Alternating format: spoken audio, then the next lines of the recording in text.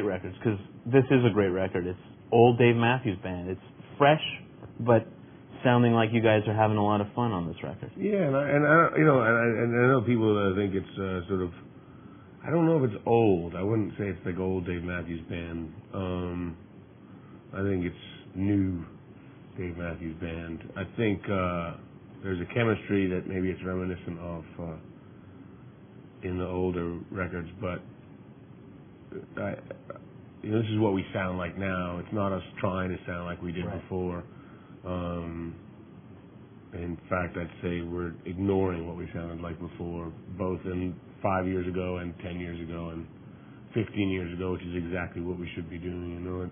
Don't pay attention to the past. There's no point to imitating yourself, because then then you're destined to fail. If you try and repeat yourself.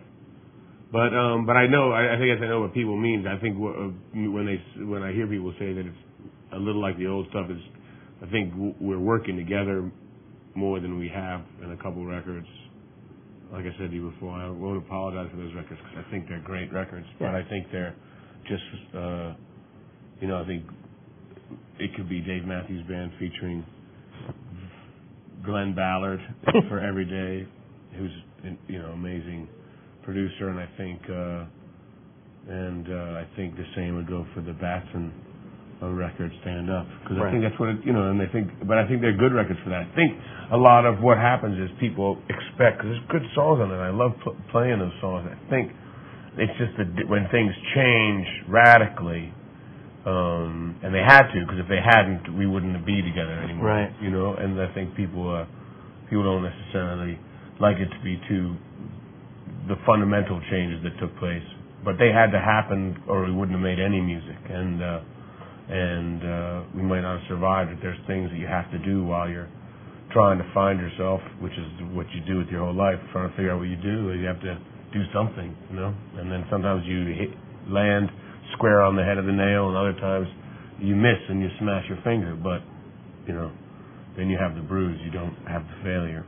Do you think because this record is a celebration more than a tribute to Leroy, that helped bring the band closer together? We were already closer together before this record. It wasn't the cause of anything.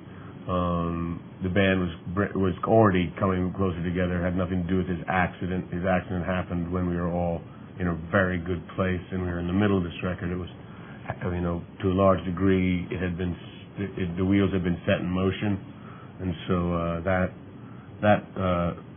I think there's a lot of elements of this because of his absence that we made his presence more maybe profound in a way on the record, because of his absence he was in our minds more than he would have, together, than he would have been probably if he was in the room. We would have been one of the minds, but when he's not in the room, then he becomes something that's on our minds, so he became a central figure in the second half of the record, but I don't think he was, it's not because of his death that this album brought us together. It's more that this album is, we had to finish it with Adam, and this album is a picture of what the health of the band was before his death, and the result is there. He's all over it, right? Yeah.